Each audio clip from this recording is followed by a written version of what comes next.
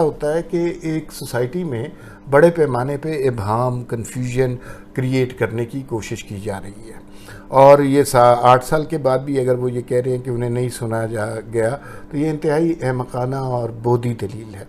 इसमें अंदाज़ा होना चाहिए कि ये इलेक्शन कमीशन ने ज़ाती तौर पे फ़ैसला नहीं दिया, उसके अलावा इसमें बहुत सारी एजेंसियां शामिल रही हैं, FPR से रिकॉर्ड मिले हैं और बाकी IB की तरफ से भी कुछ इन्फॉर्मेशन मिली है, और बहुत सारी इन्फॉर्मेशन वो है जो तहरीक इंसाफ ने खुद प्रोवाइड किया है। 2-3 बातें लोगों को इस बारे में क्लियर होनी चाहिए। पहली बात तो ये है कि क्या तहरीक इंसाफ का हिसाब आज तक 2022 तक हो गया? नहीं। ये जो अकाउंट्स हैं या जिनकी डिटेल्स पे हम बात कर रहे हैं, ये 2008 से 2013 तक के हैं, 5 साल के। उसके बाद जो पैसे आए जिन जिन ममालिक से, ये वो अभी उसके ऊपर इन्वेस्टिगेट होना है। इसमें तो लोगों को ये क्लैरिटी होनी चाहिए कि 5 साल का मामला है, आने वाले दिनों के मामलात अभी इन्वेस्टिगेट होने। जैसे मैं आपको बताऊं कि तहरीक इंसाफ, एक बड़े काबिल वज़ीर ने मुझे बताया, हुकूमती वज़ीर ने, तहरीक इंसाफ अपने सोशल मीडिया पर इस वक्त 6 करोड़ रुपया पर डे खर्च कर रही है। अब ये 6 करोड़ बनता है 1 करोड़ 80 लाख 80 करोड़ रुपया, 1 अरब 80 करोड़ पर मंथ जी। अब साल में आप देख लीजिए, तभी लोगों के जहन इतने बदले हैं ना। तो वो सारा कुछ जो हुआ है, वो इन्वेस्टिगेशन, वो पैसे कहाँ से आ रहे हैं, इसके बारे में अभी किसी ने इन्वेस्टिगेट नहीं किया। ये आने वाला वक्त इसका फैसला करेगा। दूसरा, आपने 2 बातें की कि तहरीक इंसाफ वाले ये जश्न मना रहे हैं कि फ़ैसला हमारे हक़ में आ गया, और नून लीग वाले या PDM वाले अपने हक़ में जश्न मना रहे हैं। मुझे ये, अगर आपने, बहुत सारे लोग ना इस फैसले की सतही सतह पर बात कर रहे हैं, उन्होंने पूरा तरह फैसला पढ़ा नहीं है। और अगर आप इस फैसले को गौर से पढ़ें, और तहरीक इंसाफ वाले लोग अगर गौर से पढ़ें, तो उन्हें अंदाज़ा होगा कि वो बहुत ही ग्रेव सिचुएशन में फंस गए हैं, और इस फैसले में जो इंकशाफात हैं वो उनके लिए बहुत ख़तरनाक हो सकते हैं। चंद नकात, जो बुनियादी नकात हैं, वो इसमें क्लियर हो गए। क्या तहरीक इंसाफ ने फ़ॉरेन फंडिंग ली? जी बिल्कुल ली। क्या तहरीक इंसाफ ने कुछ अकाउंट्स छुपाए? जी छुपाए। क्या तहरीक इंसाफ ने इंडिया और इसराइल से मदद ली फाइनेंशियल? जी बिल्कुल मदद ली। क्या इमरान खान ने झूठा डिक्लेरेशन जमा कराया? जी जमा कराया। एक और चीज़ पे इब्हाम क्रिएट किया जा रहा है कि ममनुआ फंडिंग और चीज़ है और फॉरेन फंडिंग कोई और चीज़ है।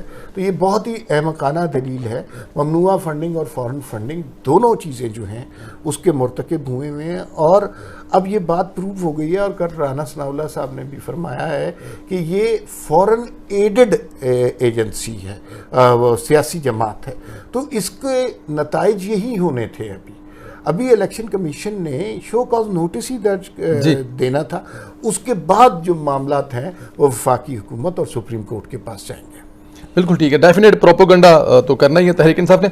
सर, मुस्तकबिल क्या है इसके बाद इमरान खान साहब का? अच्छा, ये इमरान खान साहब का मुस्तकबिल जो है ना, वो बहुत ज़्यादा ग्रेव मुझे नज़र आता है, बहुत ब्लीक नज़र आता है। इसलिए कि अगर हम मिसाल लें नवाज शरीफ साहब की, और जाहिर है एक नेचुरल कंपैरिजन उस फैसले के साथ आ जाता है, उसके मुताबिक एक तो ये फॉरेन फंडिंग वाले इल्ज़ामात तो हैं ही, और इसराइली और इंडियन कंपनी के साथ साथ एक मसला ये है कि 62AF के तहत इमरान खान सादिक और अमीन नहीं रहे। यही बात हमने नवाज शरीफ साहब के केस में देखी थी। उस वक्त तो सिर्फ एक अकामे की बेस पर निकाल दिया गया था, अकामा भी वो कि बेटे से तनख्वाह नहीं ली, उसकी बेस पे एक 3 दफ़ा के मुंतखब प्राइम मिनिस्टर को निकाल दिया। करप्शन का कोई एलिगेशन नहीं था। लेकिन अब जो सिचुएशन इमरान खान के साथ पेश आ रही है, ये तो वाज़े तौर पर फंडिंग ली गई है, इमरान खान साहब के दस्तखत मौजूद हैं। और एक बड़ी इंटरेस्टिंग बात तहरीक इंसाफ वाले कह रहे हैं कि ये अकाउंटेंट की गलती हो सकती है। इमरान खान का क्या कसूर है? दुनिया में जितनी बड़ी कंपनियों के अकाउंट्स पेश होते हैं, अगर उसमें कोई गलती हो तो आज तक कभी किसी ने अकाउंटेंट को सज़ा नहीं दी। जो सिग्नेटरी होता है, जिसके साइन होते हैं, वही मूरद इल्ज़ाम ठहराता है। तो मुझे लगता है कि इमरान खान साहब नाअहल भी हो सकते हैं, पार्टी जो है वो ख़त्म भी हो सकती है।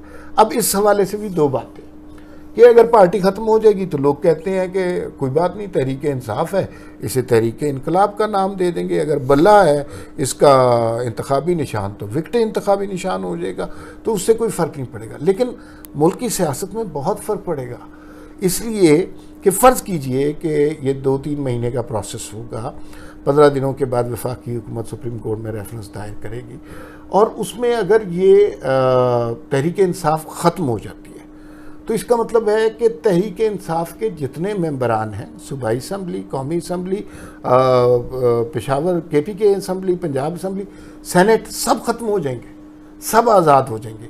उसके बाद अगर वो PDM के साथ मिल जाते हैं, उन्हें मुनहरिफ अरकान नहीं कहा जा सकेगा, वो आज़ाद अरकान होंगे और वो जिधर मर्जी जा सकते हैं। तो इसका मतलब है कि मुल्क की सियासत टॉप टर्वी हो जाएगी। जो लोग हर जगह PDM की अक्सरियत होगी, ये अपनी मर्जी से सारे फैसले करेंगे। फिर एक और नुक्ता है कि चंद लोगों के नाम आए हैं जो आईनी ओहदों पर हैं और रहे हैं या हैं। इमरान इस्माइल साहब गवर्नर, और फिर आरिफ अलवी साहब, असद कैसर साहब, कासिम सूरी साहब, इन लोगों के नाम शामिल हैं कि ये भी इस फॉरेन फंडिंग का जो गैंग था इसमें शामिल थे, इनके नाम भी अकाउंट्स खुले। तो इसका मतलब है कि सदर को फिर आपको फारिग करने के लिए 2/3 अक्सरियत की ज़रूरत नहीं है। वो 62-1F के तहत ख़ुद ही सादिक और अमीन नहीं रहे, तो सारी सियासत मुल्क की तब्दील हो जाएगी और फिर हमें अगले इलेक्शन का मंजरनामा देखना पड़ेगा। मियां नवाज साहब ने लंदन से कल जो प्रेस टॉक की है उसमें उन्होंने कहा है कि हुकूमत से इसके खिलाफ जल्द और जल्द इस फितने को ख़त्म किया जाए और इसमें सुप्रीम कोर्ट जाए। अब मियां साहब के इस बयान के बाद आप क्या देख रहे हैं? हुकूमती हलकों में कुछ हलचल देख रहे हैं? हुकूमत मसरूफ़ है? आपके सोर्स क्या बताते हैं? जी, 2-3 बातें हो रही हैं। पहली बात तो ये है कि हुकूमत ने जो अपना मुज़महिल सा और कमज़ोर सा बयानिया बनाया हुआ था और इमरान खान की गालम गलोच के आगे वो कोई बंद नहीं बांध रहे थे। जी, कल से हमने देखा कि जिस तरह प्रेस कॉन्फ्रेंसेस हो रही हैं, PDM की तरफ से भी हो रही हैं, नवाज शरीफ साहब ने भी खिताब किया, इसहाक डार साहब ने भी खिताब किया, सारे वज़रा ने खिताब किया, पीपल्स पार्टी की टीम ने खिताब किया। ये जो है ना उस वही चीज़ कर रहे हैं जो इमरान खान ने रेपिटेटिवली लोगों के जहनों में ये बात बिठाई कि ये चोर हैं, डाकू हैं, मुजरिम हैं, गद्दार हैं। वो ये सारी बातें अब इमरान खान पर लागू हो रही हैं। एक तो ये है कि बयानिए की हद तक तो वो बात खुलकर कर रहे हैं। नवाज शरीफ साहब ने जो बातें की कल, वो जो है ना मुझे बड़ा दुख हुआ ज़ाती तौर पर वो बातें सुन के। देखिए, उन्होंने बहुत खुलकर बात की साकिब निसार और आसिफ खोसा के जी, कि ये वो बदकिरदार लोग हैं, इस सोसाइटी के मलून किरदार हैं कि जिन्होंने ज़ाती मफाद की खातिर या किसी दबाव में आकर एक पूरे मुल्क को तहस नहस कर दिया। और वही बात तकरीबन नवाज शरीफ ने की जो मैं बहुत अरसे से करता आ रहा हूँ कि जो 2018 में या उससे पहले जो किया गया था वो साजिश सिर्फ और सिर्फ नवाज शरीफ के ख़िलाफ़ नहीं थी, वो साजिश पाकिस्तान के ख़िलाफ़ थी। अब हमें सबूत उसके मिल रहे हैं कि किस तरह जो है गवादर पोर्ट CPEC के मंसूबे को तबाह करने के लिए अबू धाबी से फंडिंग आई है और हमारी पोर्ट जो है तबाह हो गई, उनका कारोबार चल गया। और ये बहुत नुकसानदेह चीज़ है पूरे पाकिस्तान के लिए, डेमोक्रेसी के लिए। तो नवाज शरीफ साहब के लहजे में दुख भी था, तलखी भी थी। और अब वो ज़ाहिर है PDM उनकी बात मानती है। उन्होंने क्लियर कट कह दिया है कि अब इमरान खान के लिए कोई माफ़ी का ऐलान, कोई अखलाकी कदर, ये वो कोई जमहूरी इक़दार, ये नहीं हो सकता। जितना जुल्म इस शख्स ने किया है अब इसको करार वाकई सज़ा मिलनी चाहिए। बिल्कुल ठीक है, इसका एक प्रोसेस होगा डेफिनेट। लेकिन दूसरी तरफ मौलाना फजल रहमान साहब बज़िद हैं इमरान खान को नाअहल किया जाए और इनकी पूरी पार्टी को ख़त्म किया जाए। मौलाना साहब की जो जिद है ये पूरी होगी? इमरान खान साहब के साथ उनका वैसे ही कुछ दो टांका कुनी जिसे कहते हैं वो उनके साथ उनका कोई मसला है? देखिए, ये जिद मुझे लगता है सिर्फ मौलाना फजल रहमान की नहीं है जी। ये जिद मुझे कल की प्रेस टॉक के बाद लगता है अब नवाज शरीफ साहब की भी है।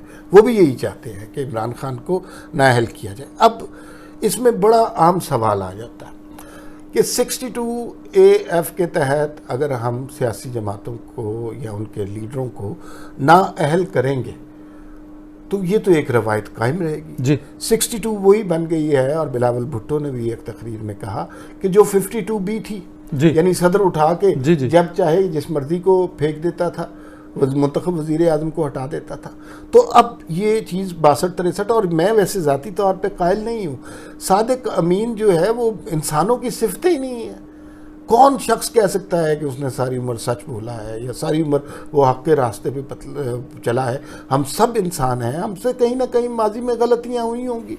तो आप किसी एक इस तरह के फैसले की बुनियाद पर हुकूमतों को नाअहल नहीं करना चाहिए। लेकिन अब सवाल ये पैदा होता है कि अगर एक पार्टी के लिए ये असूल बनाया जाए, तहरीक इंसाफ की बात करते हुए हम जमहूरियत की बात करने लग जाएं, जमहूरी इक़्तिदार की बात करने लग जाएं, सियासत को ज़िंदा रखने की बात करने लग जाएं, तो हमारे सामने रीसेंट पास्ट में अभी एक फ़ैसला है, नवाज शरीफ साहब को किस तरह उठाकर बाहर फेंक दिया गया था। तो अगर इंसाफ सब के लिए इंसाफ है तो फिर इंसाफ कहलाएगा। अगर इंसाफ किसी एक जमात के लिए इंसाफ है और दूसरे के लिए लग्जरी है तो फिर वो इंतकाम कहलाएगा। जमहूरी कुव्वतों का इमरान खान ने जिस तरह तहस नहस किया है, और जिस तरह मौलाना फजलुर रहमान, जो इनको आप जो मर्ज़ी कहें लेकिन वो एक मजहबी आलिम दीन है, उस आलिम दीन का जिस तरह मजाक उड़ाया, इसलिए कि वो मजाक उड़ाने के पीछे भी रीज़न थी कि इमरान खान KPK में हुकूमत करते थे। KPK में बहुत बड़ी कुव्वत मौलाना फजलुर रहमान है जी। और उनको 2018 के इलेक्शन में बिल्कुल साइड पर कर दिया गया। तो मौलाना का गुस्सा इमरान खान के ख़िलाफ़ और इमरान खान का हज़यान मौलाना के ख़िलाफ़ वो बड़ा समझ आता है। लेकिन अब PDM की जमातों को लगता नहीं है कि वो किसी किस्म की रू रियायत से काम लेंगी, और अब वो इमरान खान की नाअहली और पार्टी की नाअहली तक जाएंगी, इसलिए कि उनके साथ जो कुछ किया गया है, जिस मीडिया ट्रायल से गुजरे हैं, वो अब उसका इंतकाम लेना चाहते हैं, उनका हिसाब लेना चाहते हैं, अपनी बेइज्जती का जो है वो इंतकाम लेंगे। और जब तक ये बातें खुलकर सामने नहीं आएंगी, जिस तरह इमरान खान इन पे बिला वजह करप्शन के इल्ज़ाम लगाता था, इनके पास तो अब मीट आ गया है, इनके पास तो वजूहात आ गई हैं, तो ये खुलकर अब इस पे बात करेंगे। और इमरान खान की नाअहली होती है तो उनका करप्शन का बयानिया तो जाहिर है तबाह और बर्बाद हो जाएगा। बिल्कुल ठीक है सर। आरफ नकवी साहब अमेरिका के मुजरम हैं और आरफ नकवी की हर कहानी में इमरान खान मौजूद है। क्या कोई ऐसा वक्त भी आ सकता है कि अमेरिका कहे कि जी आरफ नकवी के साथ साथ हमें इमरान खान भी चाहिए, क्योंकि ये तो इसमें लाज़िम मलज़ूम है